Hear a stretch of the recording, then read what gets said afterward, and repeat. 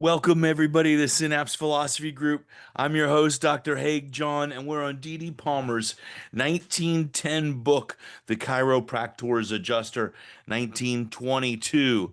And we got, excuse me, 1910, not 1922. We're on page 822. Dr. Hobbs, I don't know if you got that, but 822, we're starting at the paragraph that says, "The brain is not the ego." And I think this is an important section because it talks about, really some very important philosophical things, and we can discuss that. And that's where oops, I'm dropping my things here. Okay, there we go. We're better. All right, I'm going to start reading. The brain is not the ego.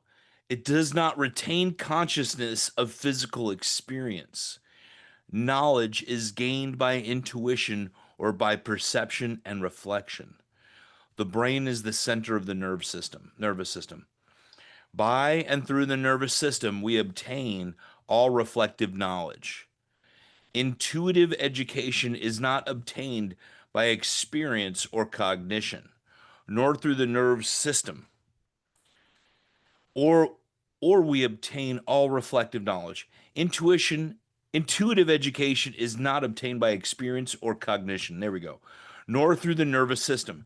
Back of and behind all is a consciousness, the I, myself, which is greater than a body we see, an intelligence which controls all bodily functions, whether we are asleep or awake.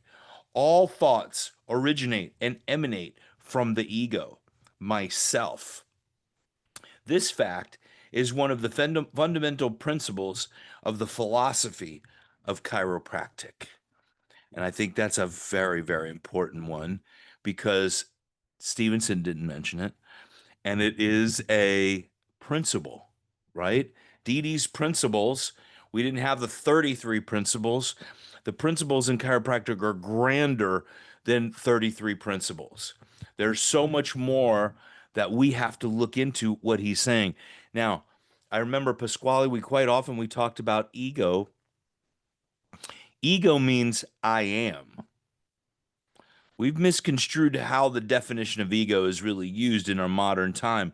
But the definition, if you just look it up, it means I am. And it's not at the I am these knowledge is stored.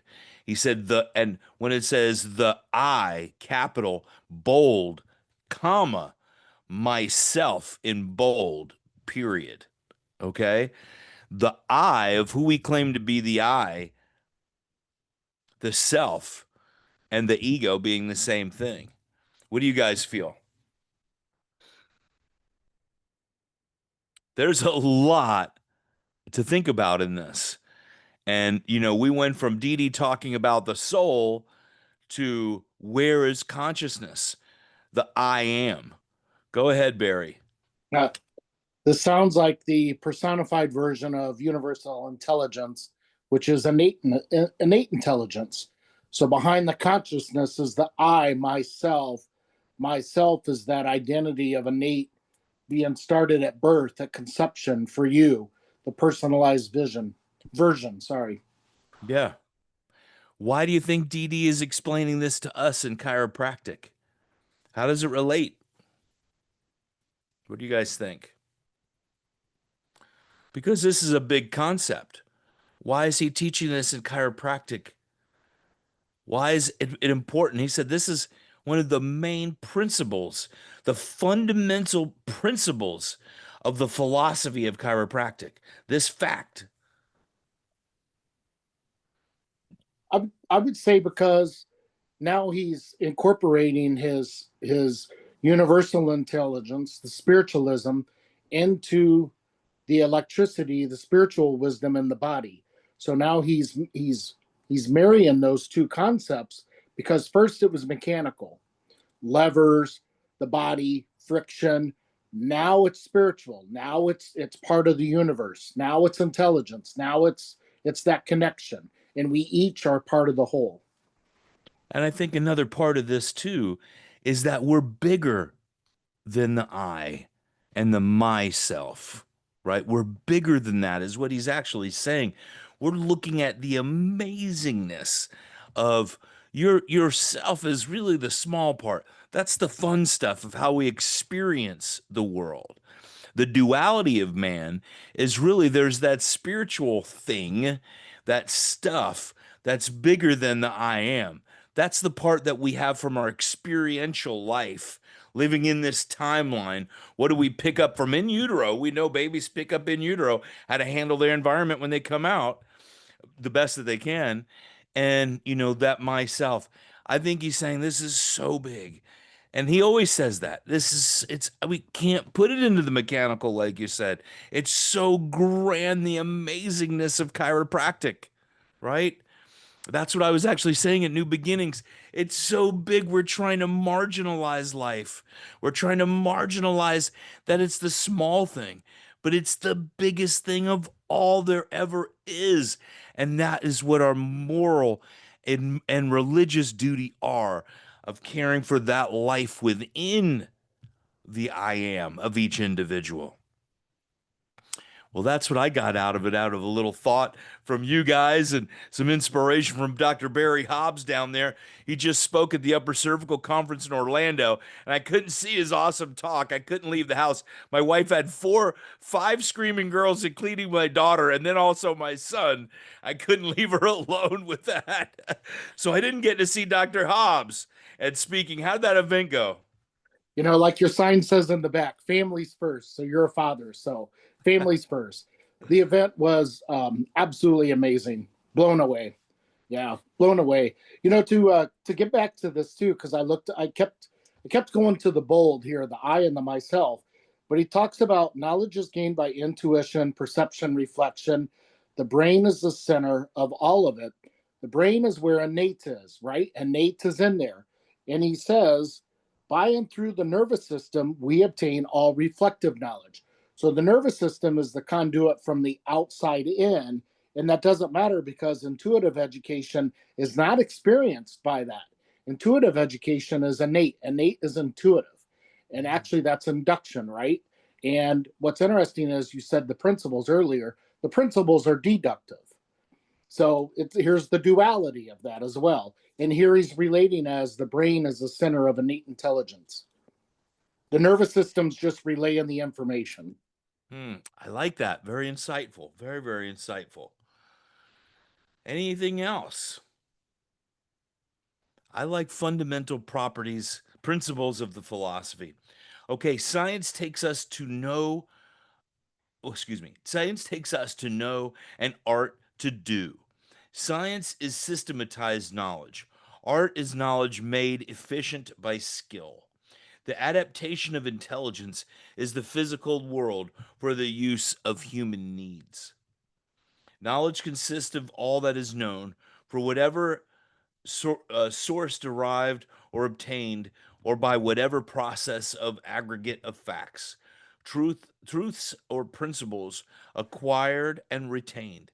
It includes all which has been learned respectfully, phenomena, causes, laws, principles, literature, wherever, whether by intuition or reason. Intuitive knowledge is not acquired through teaching or through understanding. Experience does not enter into the makeup.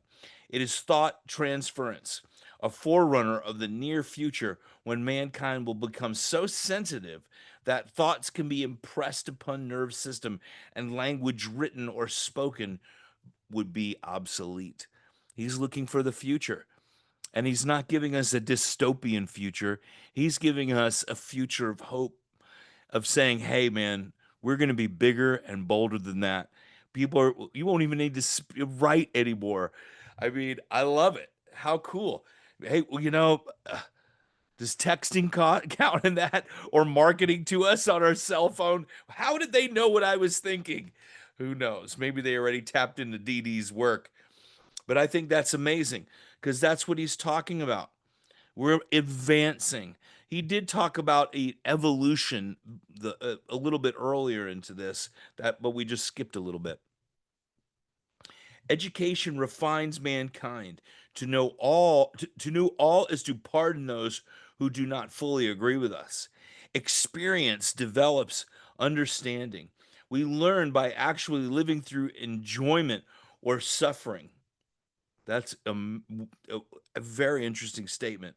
We learn by actually living through enjoyment or suffering. This sensation or feeling may be real or imaginary, personal or spiritual. We do most of it to ourselves. Let's be real about it. By actually living through events, real or fanciful, we gain knowledge.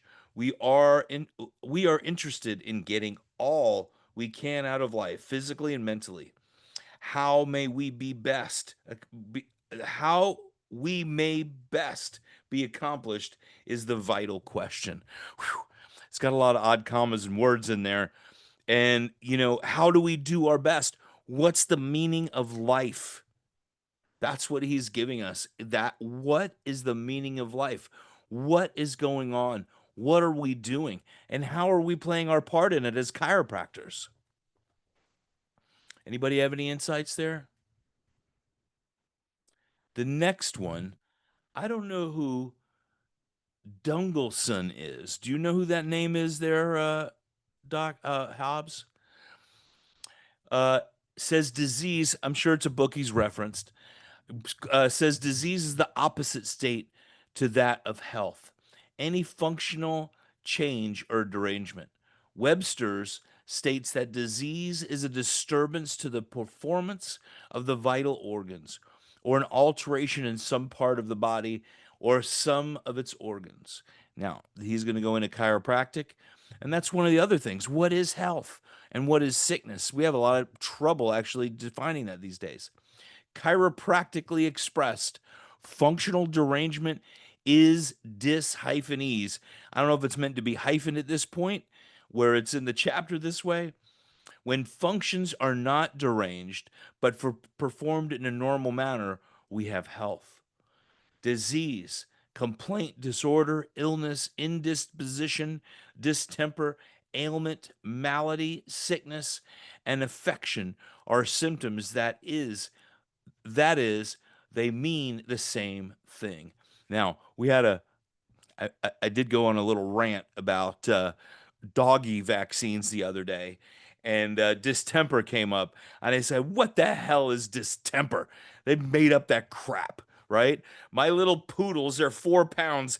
They're really not going out and chasing, wild antelope, and we don't have to worry about rabies.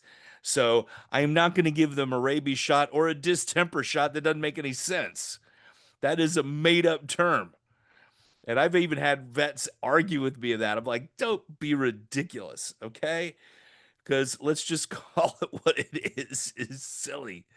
So anyway, distemper, and that just came up just now, which I think is very funny. Disease is the general term for any deviation from health. In a more limited sense, it denotes some definite morbid condition. Disorder and affection are rather partial and limited. As a nervous affection, a disorder of the digestive system, sickness, as generally used in the Bible, means every form of physical disorder. There is a tendency to restrict the words sick and sickness to nausea or sickness of the stomach.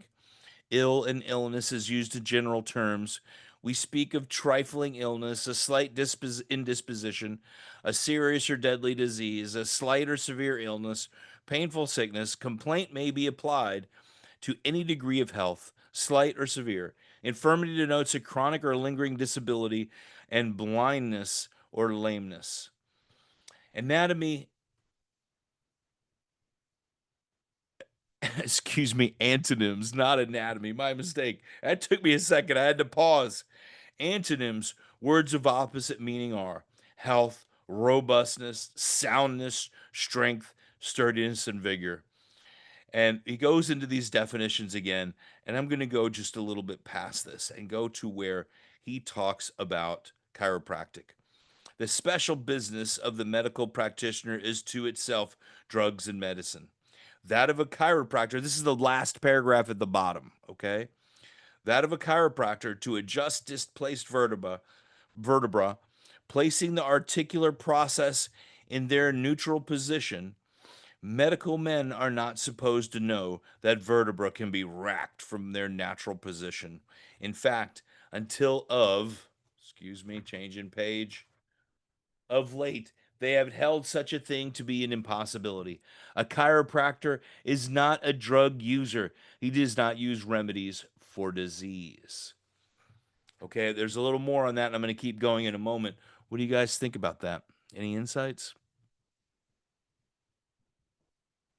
Chiropractors and jewelers do not treat or cure, do not describe or apply medicine where they adjust, fix or repair vertebra or watches. They do not use salve or other preparations to soothe or mollify abnormal functions or when correcting an unreliable timekeeper. Therapy and therapeutics are synonyms. Dungelison says of therapeutics, part of medicine, the object of which the treatment of disease, a treatise of medical treatment. I'm going to skip down a little bit after Webster's, halfway down the page. Chiropractors are not concerned with discovering medical remedies for the curing or healing of disease. They repair, adjust, fix, replace displaced bones of the skeletal frame. Now, there he says it again, displaced bones of the skeletal frame. We can't leave out the 5% he said of subluxations being outside of the vertebral column. I think that is an important thing. He just said it right there. That's page 824. Now I'm skipping down, or not therapeutics. Uh, Chiropractors are not therapeutists. This is a little farther down the paragraph. We're not interested in discovering or applying remedies. Oh yeah, I just said that. Chiropractic principles are antipodal to therapeutics. They are neither related or pertain to therapeutics. Chiropractors are not therapeutists. Chiropractic science is not therapeutical. A chiropractor repairs by adjusting. Got to just mark this. By adjusting, fixing, replacing. He does not use any therapeutical remedies. Chiropractic is non therapeutical. Some persons are slow to catch a cold. I don't know why he puts that in there all by itself. Sometimes I wish my cold would last longer so I could just milk it, stay in bed a little longer. My cold, sometimes I feel it coming on in the morning. By the afternoon, it's gone. And sometimes it lasts 2 days, but it's a gift because that's not the sickness, that's the health. Thank goodness we have an immune system that knows how to do its job and says, bada bing, bada boom, come on, we're all done. That's out of here, right? We know how to handle it. That's health. That's not sickness. Now, a malady, you don't feel so good. I don't feel good. It's not great, but that's also part of the healing, right? If you never felt it, you don't heal it. Lepers couldn't feel, right? That's why I think why they talked about it so much in the Bible. Hey, we got Christian coming back in. Oh, I pressed the wrong number on him? Hold on a second. Oh, I did. I let him in. Good. It says joining. Hey, Christian. Glad you can join us. We're in the bottom of 824 right now. Okay. 824 at the 1910 book. Some chiropractors waste much time using adjuncts. If this time was utilized in studying the principles of chiropractic and their applications, the profession would be advanced. Adjunct users should read and study chiropractic literature, but they are the ones who do not care to advance. All right. What do you guys think? Any insights?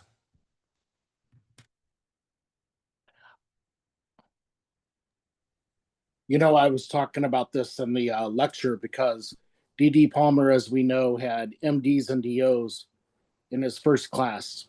And, if you're an MD or a DO and you're practicing, you went to school, And then you hear about this thing, chiropractic, and you go and take the course by Didi. He told us to go out there and teach. And these individuals, men and women, went out there and literally they're the mixers. This is why we have mixing in our profession ever since class one. And so here he's talking about these adjuncts and therapeutics because technically, if they receive the DC degree, they're chiropractors. So here it is. Yeah. Any questions for Barry?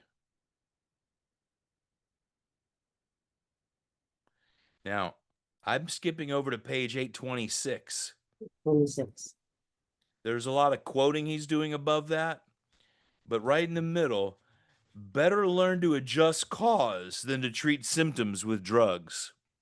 He says that right in the middle. I like that one. I should make that a meme tomorrow. Better to adjust cause than to treat symptoms with drugs. Better to adjust cause. All right. Let's talk a minute. We're probably going to start 827 next, okay? So how's everybody feeling? Any insights that you've seen? Go ahead, Bob. You know, it seems sometimes like we really know that there's something really intelligent going on, and yet the world just doesn't see it and they don't recognize it.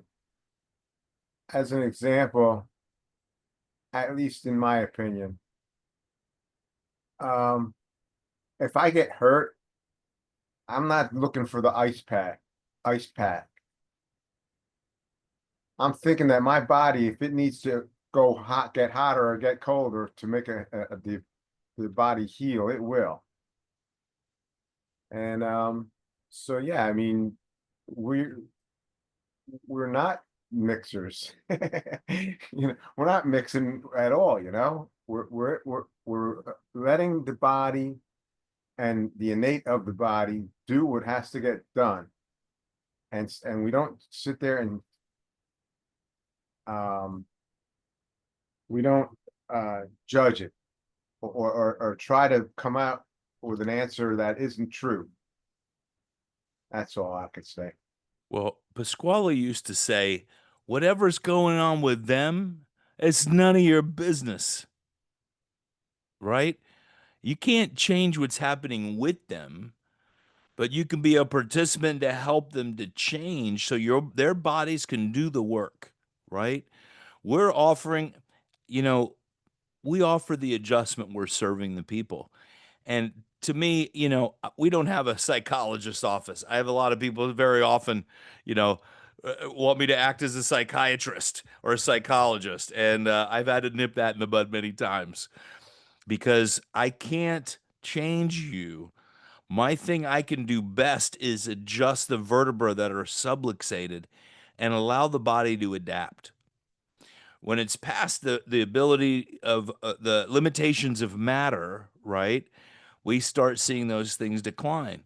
The most important thing is starting early and being consistent and gives the body the greatest chances to make changes. If we try as a chiropractor to change arthritis growing in the spine. Look, my T7, I've got arthritis in my T7. I've been hanging my head down, looking at people, checking legs, all that stuff with my head down so much in my life as a chiropractor.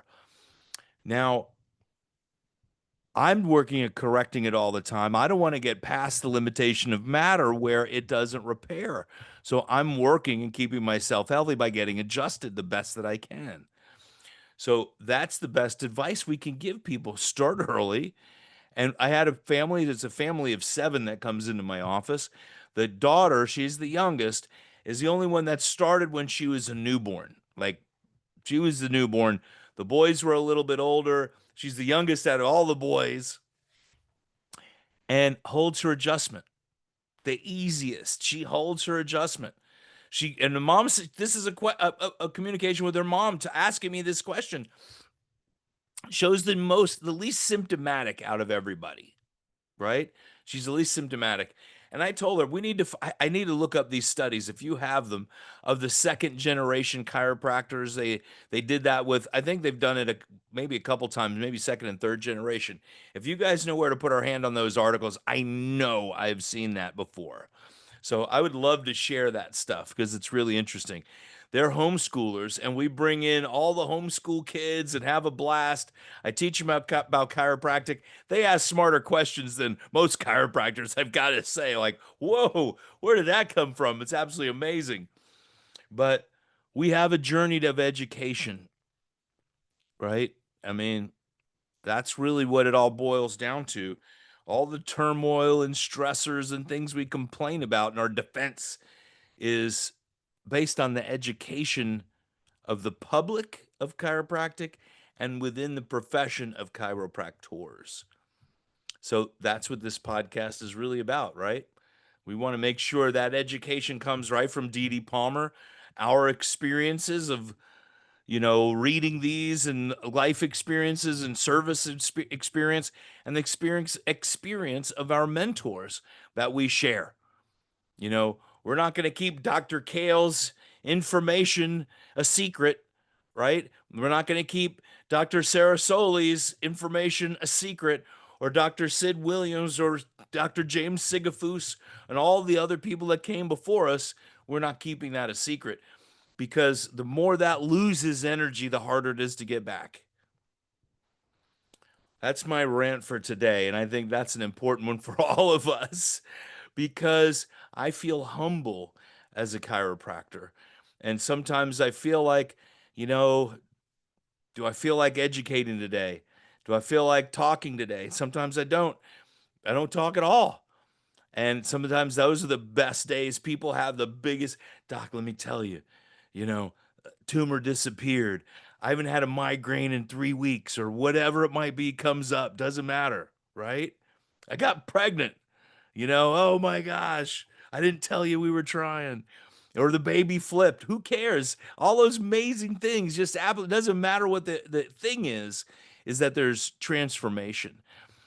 And how far does that get to the public? Anyway, the public deserves it. How are you guys feeling tonight?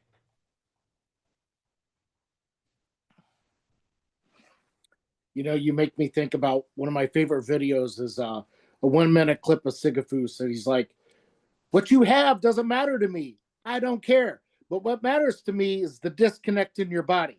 And if I could find it, and I could correct it, and I could fix it, and I can give it time, the sixth principle of chiropractic, then your body has a chance to resurrect itself. And that totally makes sense, because it doesn't matter. You don't need to talk. That's all the social stuff. But if you could tune in, locate, analyze, and correct that vertebral subluxation, you're reconnecting man, the physical, with man, woman, the spiritual. So that's that. The other part about DD and the adjunct and us talking, I had ACA rep, ACA doctor, and he's a Midwest rep for ACA over at the house a couple of weeks ago. And a lot of people would be like, Hobbs, you're hanging out with ACA people? Yeah, because they're human. And he said something to me in the garage. Well, we were watching the Lions, of course, winning. He said, I just don't know how you can just adjust and make a living. And I'm thinking, I don't know how you have time to do all the other stuff. Like correcting vertebral subluxations, locating, analyzing them, and telling you to bring in your family members. This is a full-time job. I don't even get the adjuncts. So D.D. Palmer talking about here, the adjuncts made me think of that in today's day and age. Well, you know, I looked up the pack of our groups, the political action committees, and that group, they spend about $250,000 a quarter. Where are they getting it from? We said this last week. I mean, I've tried to squeeze a dollar out of a chiropractor is like fighting a lion for a giraffe to eat. And at our FCS pack, we had a very successful pack, but it took a lot of work to get that kind of money, and makes you powerful in the realm of political action. And so we're behind the gun, and it's a very interesting time that we're in right now. What are we going to do? How is it going to turn out? How's everything in Mexico, Christian? And this is where we've got to protect chiropractic. Everything appears to be okay. That is wonderful. It's great to have you back, Christian. We haven't heard your voice in a little while. It's good to hear your voice.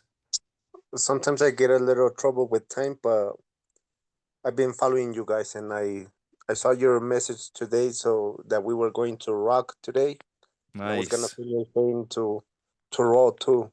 Oh, we don't forget to roll too. I like that. Okay, we're gonna rock and roll. That's And nice.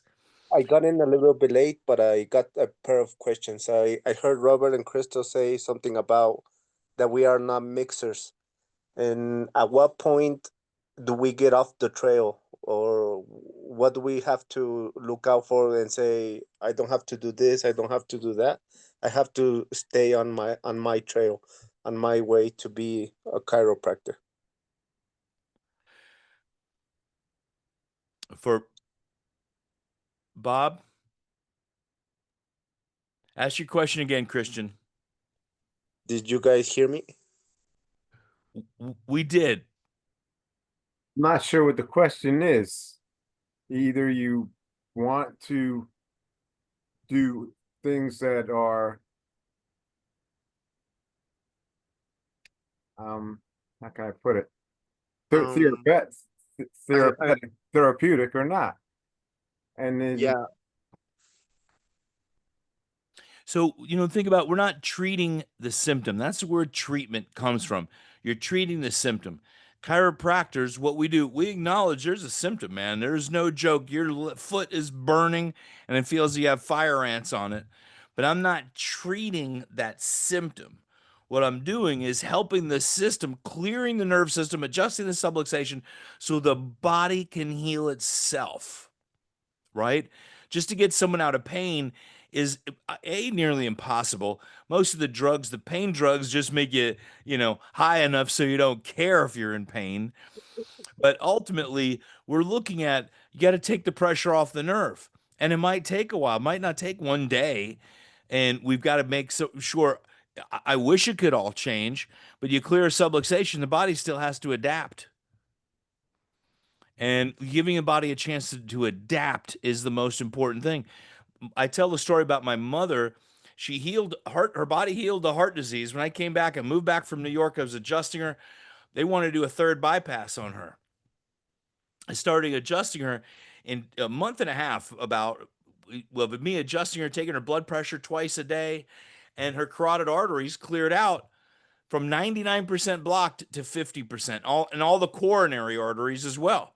And blood pressure normalized, got her off every drug. She'd already had 2 triple bypasses. Was I treating the heart disease? No, right? They got all the drugs. She was on all the drugs, treating the heart disease with the drugs. That didn't do a darn thing, right? But when I cleared her system to function better, her body was able to heal what was causing the symptoms of heart disease themselves. Does that sound like a better description? I'm going to give you another part to that, because you can't live without your one heart. So what happened next? She had one functioning kidney, and the other one, that I read the urologist report, it was a shriveled up little prune, is what he said, shriveled little prune. And it was that way for 50 years, because I'm 50. Then I was 50. She was 50. I'm 56 now. And it happened while she was pregnant with me. And she'd go every 6 months and have an ultrasound to make sure the good kidney worked. So they checked the other side. Not only is her heart disease better, and this was just a few months after that, her kidney, now her sciatic pain was getting way worse, way, way worse. She could barely walk. She was dragging her foot. I got therapeutic, and I'm like, I'm trying to help my mom. I'm getting more x-rays of her lumbar spine. I'm doing all this stuff. And it was like, it's just, I want to be therapeutic as my mom, right? Then I had this, I told the story about 10,000 times, you could tell. But what I did was say, listen, let's just focus on what I do. Starting adjusting her again, just getting back to just adjusting the subluxation. And what happened, we went in for her ultrasound of her kidneys, And the other side, the shriveled up little prune, had grown to 8 centimeters and functioning. Now, I remember in urology class what they say, your kidneys never regenerate themselves. They're done. If you, and this is what I've said 10,000 times as well, if you live in a limited world, you will only see limitation.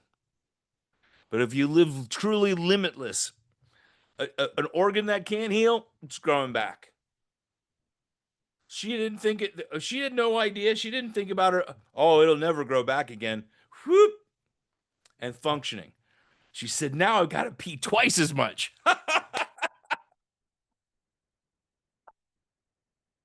Ah, it was so funny. I remember her telling me, oh my gosh. That was my mother's own joke. I didn't even make that one up. It was funny. Anyway, I hope that brings some enlightenment in answering that question because it was a fun rant to go on anyway. Any other Maybe question, representing Christian? That was one.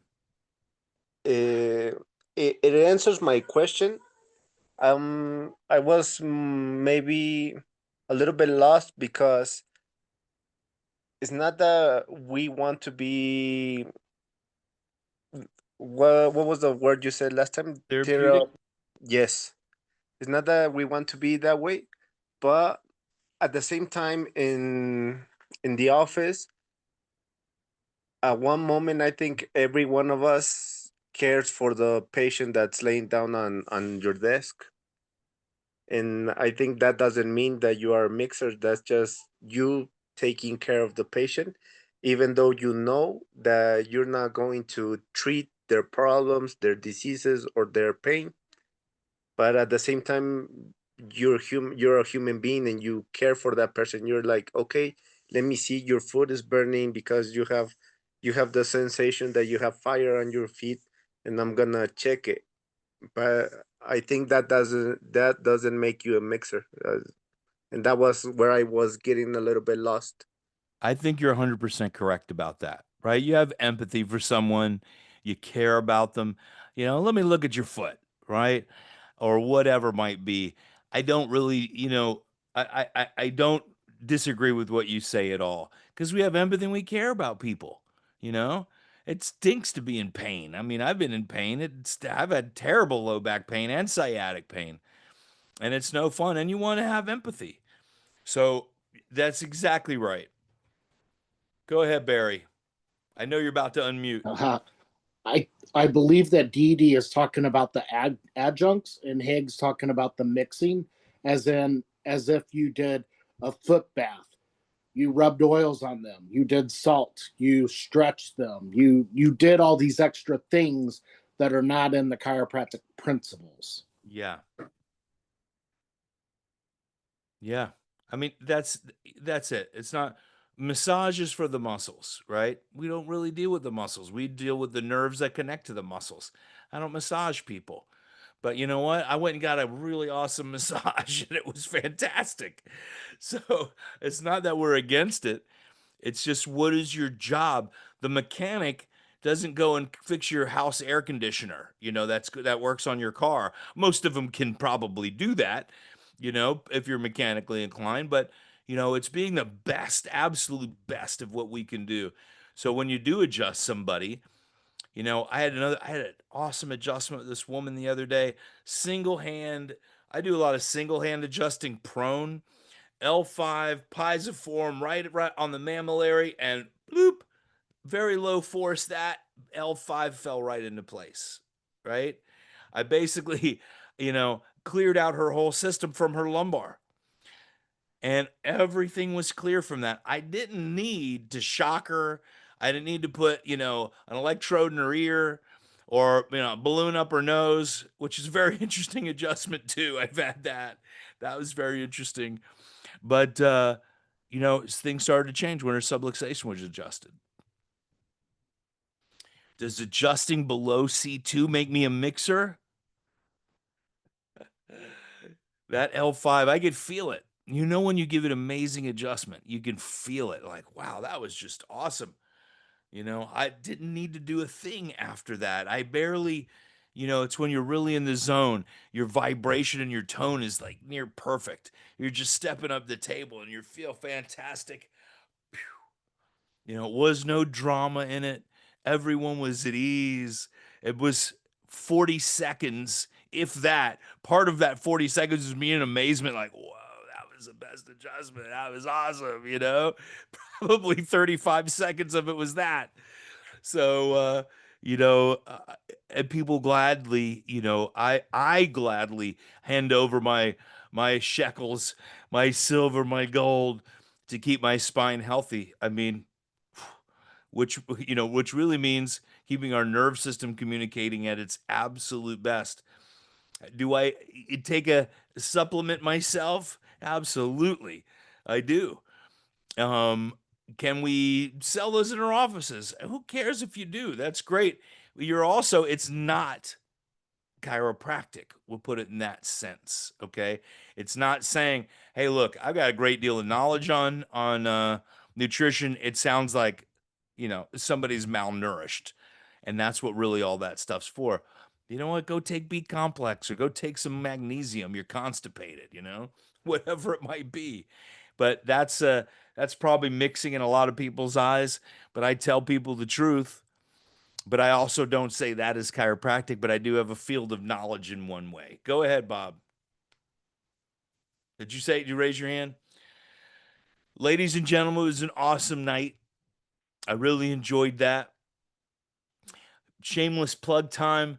Life West, the 14th, I'm speaking at Assembly. The 15th, we're teaching innate newborn adjusting and subluxation analysis.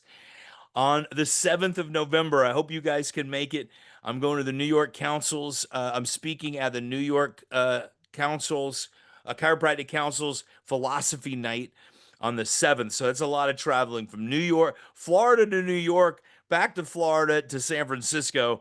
We're covering a lot of mileage. So it's going to be fantastic. And then on January 31st, Sherman College of Chiropractic, we're doing innate newborn adjusting and subluxation analysis again. And then we're setting up Life University right now as we speak for that. And we're working towards a certification. And Bob, you and Melissa, you've come to one live event, and that gives you're able to get certified after finishing the modules and all that. But you have to do one live event. And so we are going to be hosting a lot more live events in 2026. If I have the time, I'll probably lose all my hair. I only have a little bit left, you know, with all that travel and the beard's getting grayer every day. My comb over down on my beard. Anyway, well, God bless you all. I plan on being here next Tuesday for sure. Okay. Have a great one, everybody.